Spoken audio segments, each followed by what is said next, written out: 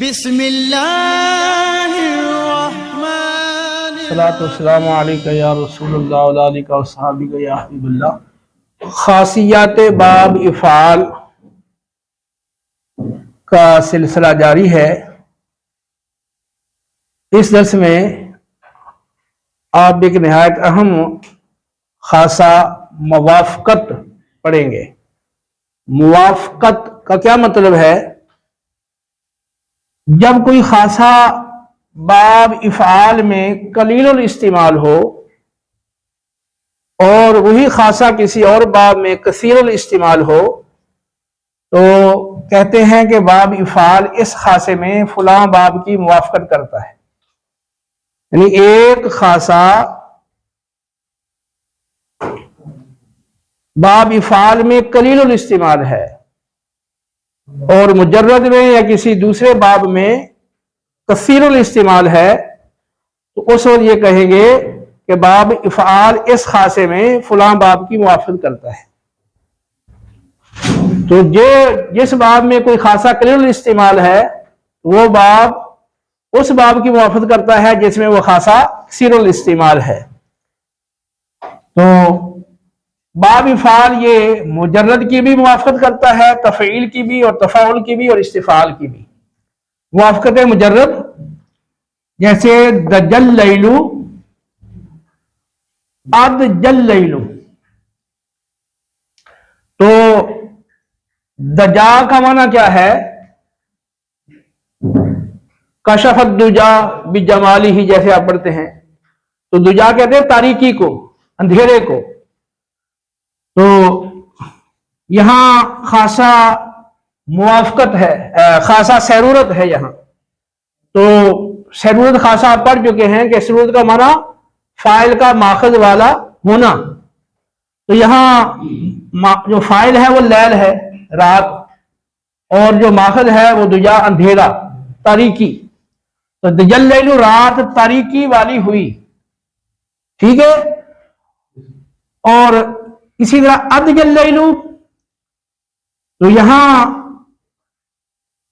باب افعال ہے ادجا، معنی وہی ہے سیرورت والا، ادجل لیلو، رات تاریکی والی ہوئی۔ تو سیرورت خاصہ وہ مجرد میں کثیر الاستعمال ہے اور باب افعال میں قلیل الاستعمال ہے۔ تو اس لیے یہاں پر باب افعال سیرورت خاصے میں مجرد کی موافقت کر رہا ہے۔ سمجھ آ گئی بات؟ ہاں۔ دوسری صورت یہ ہے، دوسرے نمبر پر موافقت تفعیل، جیسے کفرتہ اکفرتہ، میں نے کفر کو اس کی طرف منسوب کیا۔ یہ نسبت خاصے میں باب افعال باب تفعیل کی موافقت کر رہا ہے۔ تو نسبت خاصہ یہ باب تفعیل میں کثیر الاستعمال ہے، جبکہ باب افعال میں قلیل الاستعمال ہے۔ نسبت کا کیا مطلب ہے کہ فاعل کا مفعول کو، فاعل کا ماخذ کو مفعول کی طرف منسوب کرنا، فاعل کا ماخذ کو مفعول کی طرف منسوب کرنا۔ جیسے کفرتہ، تو فاعل تو متکلم ہے میں، اور ہو یہ مفعول ہے، اور یہاں ماخذ ہے کفر۔ تو کفرتہ، میں نے ماخذ کو یعنی کفر کو اس کی طرف منسوب کیا۔ کفرتہ اکفرتہ، اسے فسقتہ افسقتہ، میں نے فسق کو اس کی طرف منسوب کیا۔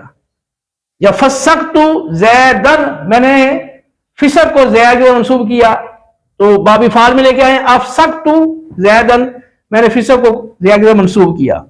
تو یہ نسبت خاصہ باب تفعیل کے اندر کثیر الاستعمال ہے، جبکہ باب افعال میں یہ خاصہ قلیل الاستعمال ہے۔ اس لیے ہم کہتے ہیں کفرتہ اکفرتہ، یہاں باب افعال نسبت خاصے میں باب تفعیل کی موافقت کر رہا ہے۔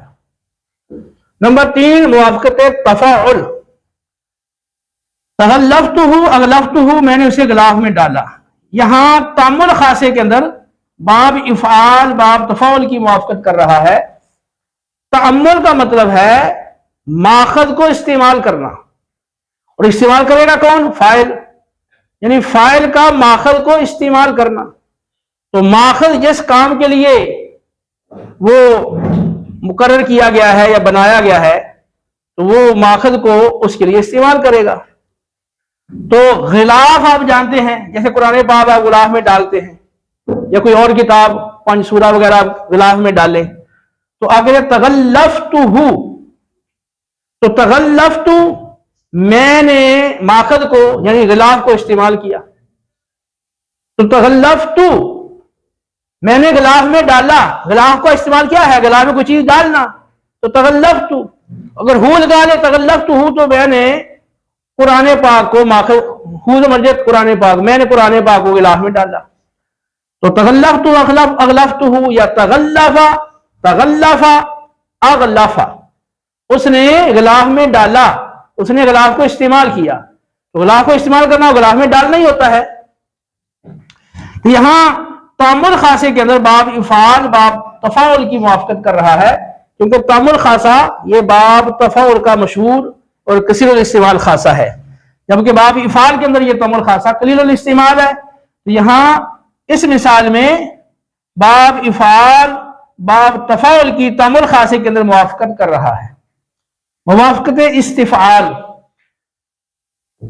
جیسے استعظمتہ اعظمتہ، میں نے اسے عظمت والا گمان کیا، یہاں خاصہ ہے حسبان، یہ باب استفعال کا کثیر الاستعمال خاصہ ہے، معروف خاصہ ہے حسبان، اور اس کا مطلب ہے فاعل کا مفعول کو ماخذ والا گمان کرنا، فاعل کا مفعول کو ماخذ والا گمان کرنا، جیسے استعظمتہ، تو یہاں پر جو ماخذ ہے وہ ہے عظمت، استعظمتہ میں نے اس کو عظمت والا گمان کیا، فاعل نے مفعول کو ماخذ والا یعنی عظمت والا گمان کیا، میں نے اس کو عظمت والا گمان کیا۔ اعظمتہ، یہاں بھی حسبان خاصہ ہے، میں نے اس کو ماخذ والا یعنی عظمت والا گمان کیا۔ تو حسبان خاصہ باب استفعال کا کثیر الاستعمال ہے، باب افعال میں یہی خاصہ قلیل الاستعمال ہے، لہذا یہاں کہیں گے کہ باب افعال نے حسبان خاصے میں باب استفعال کی موافقت کی ہے۔ سمجھ آ گئی؟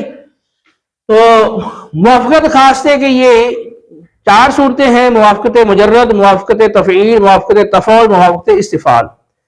اس میں پہلے نمبر پر سیرورت خاصے میں باب افعال نے مجرد کی موافقت کی، اور سیرورت خاصہ پہلے آپ پڑھ چکے ہیں، یہ باب افعال کے اندر ذکر کیا گیا ہے۔ باقی یہ نسبت خاصہ، باب افعال نے نسبت خاصے میں تفعیل کی موافقت کی، تأمل خاصے میں تفاعل کی موافقت کی، اور حسبان خاصے میں استفعال کی موافقت کی۔